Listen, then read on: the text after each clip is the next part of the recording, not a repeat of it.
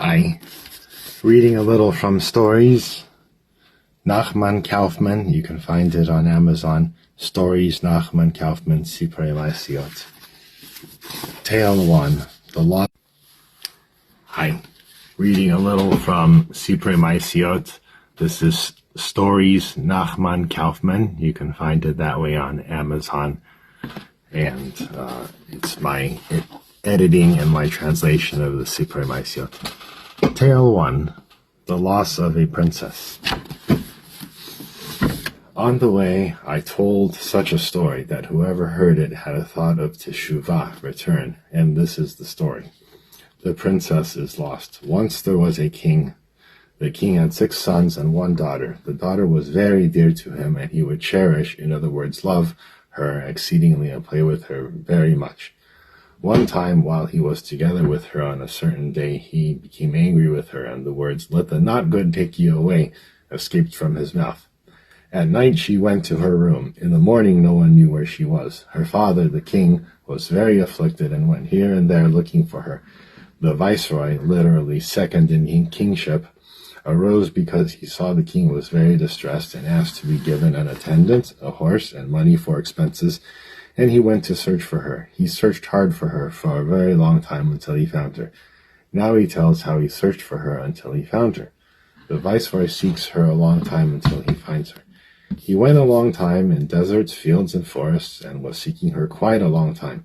He was going around in desert area and saw a way from the side. He decided, since I have been going for such a long time in the wilderness and cannot find her, I will follow this path. Maybe I will reach a settled area. He went for a long time. Later on, he saw a castle and many soldiers standing around it. The castle was very beautiful, with the soldiers standing around it in fine order. He was afraid of the soldiers lest they not let him enter. He decided, I will go and try, and he left the horse and went to the castle. They let him enter and did not hinder him at all, so he went from room to room, and they did not stop him. He came to a palace and saw the king sitting there with a crown and many soldiers standing around him. And many were playing on instruments for him, and it was very pleasant and beautiful there. It's neither the king nor any of them asked the viceroy a thing, and he saw there were delicacies and good foods, and he went and ate, and he went and lay down in a corner to see what would be done there. He saw that the king called for the queen to be brought, and they went to bring her, and there was a great commotion and a great celebration, and the musicians played and sang vigorously because they were bringing the queen, and they placed a throne for her and seated her next to him, and she was the king's daughter, and he, the viceroy, saw her and recognized her. Later the queen glanced and saw someone lying in a corner. She recognized him and rose from her throne, went to him, touched him, and asked him, "Do you recognize me?" And he answered her, "Yes, I know you. You are the king's daughter who was lost." The princess's advice, the viceroy fails. He asked her, "How is it that you've come here?" She answered him, "Because the utterance slipped out from her father, namely that the not good should take you. And here, this is the place that is not good." He told her that her father was very distressed and that he had been searching for many years. And he asked her, "How can I take you out?" She asked him, "You cannot take me out unless you choose for yourself a place and remain there for 1 year. And the entire year you must yearn for me to take me out. And whenever you have free time, you must only yearn, ask, and hope expectantly to take me out. And you must fast. And on the last day of the year, you must fast, and you must not sleep the entire 24-hour period, literally from period to period." He went and did so, and at the end of the last year, on the last day, he fasted and did not sleep, and he rose and went there, that is, to the king's daughter, to take her out. He beheld a tree. On this tree grew very beautiful apples.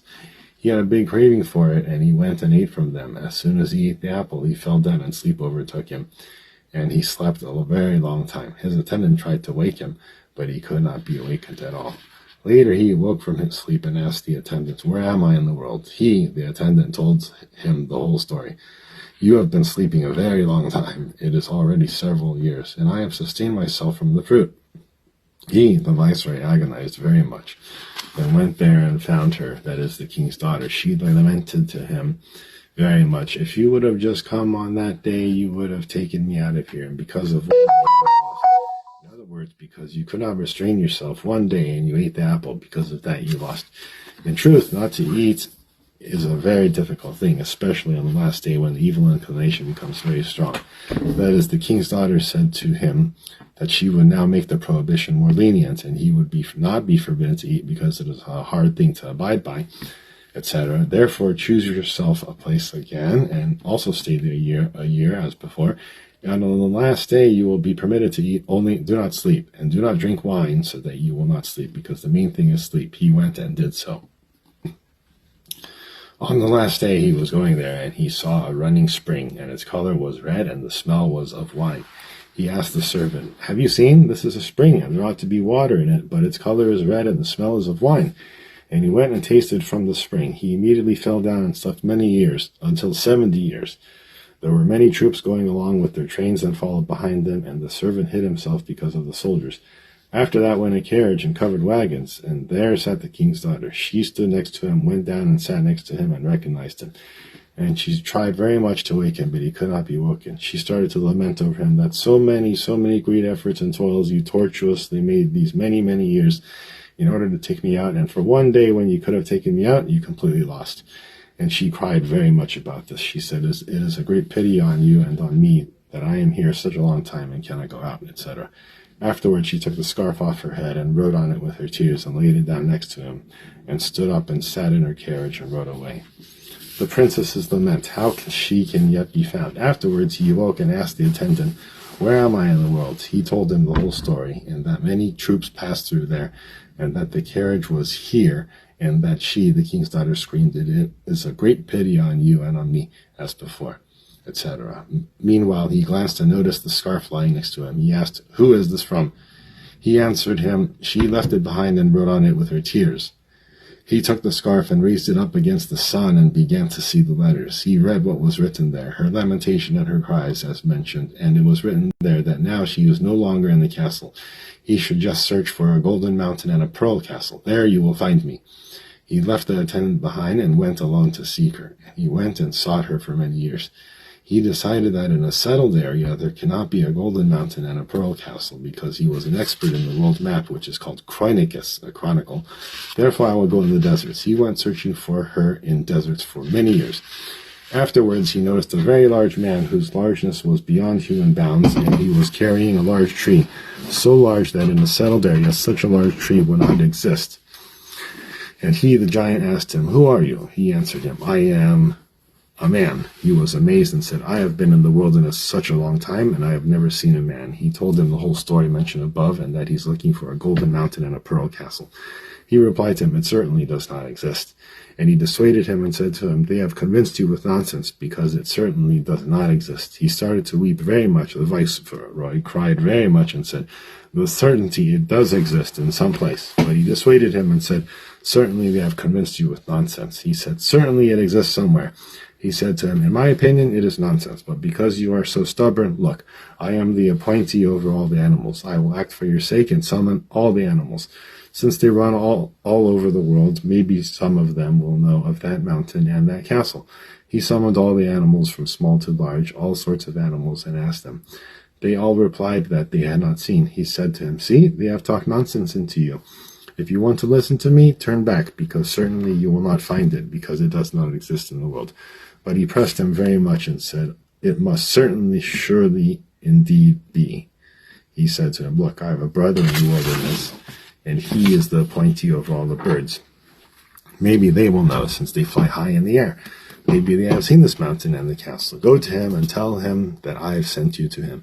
He went many years seeking him, the appointee over the animals, and again found a very large man as before, and he also carried a large tree, and also questioned him as before.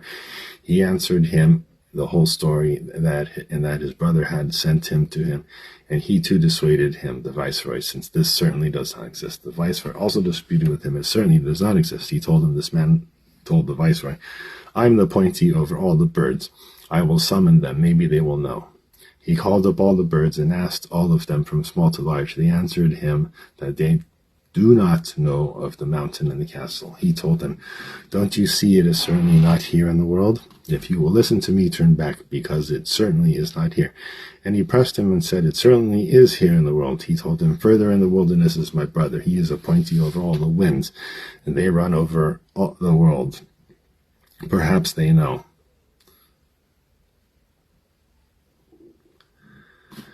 He went many, many years seeking him, and again found a large man as before, who was also carrying a large tree, and also questioned him as before. He also answered him with the whole story as before. He also dissuaded him, and the viceroy employed him likewise. He said to him, this third man, to the viceroy, that he would act for his sake and summon the winds and ask them. He called them, and all the winds came, and he asked all of them. Not one of them knew of the mountain and the castle. He said to him, the third man, to the viceroy, don't you see that you have been told nonsense? The viceroy began to cry very much and said, yeah, I know it surely does exist. Just then he saw that another wind had arrived. The appointee became angry with him. Why have you delayed in coming? Didn't I decree that all the winds should come? Why didn't you come with them? He answered him, I was delayed because I had to carry a king's daughter to a golden mountain with a pearl castle. He was overjoyed. The viceroy was very happy that he had now merited hearing what he desired. The appointee asked the wind, what is valuable there? That is, what things are precious and important there? He said to him, there, everything is very dear.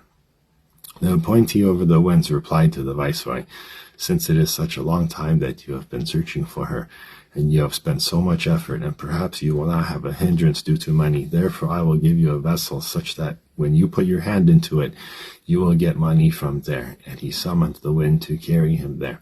The storm wind came and carried him there and brought him to the gate, and standing there were soldiers who did not let him enter the city. He put his hand into the vessel and took out money and bribed them and went into the city. It was a beautiful city, and he went to a man of means and rented food and lodging for himself.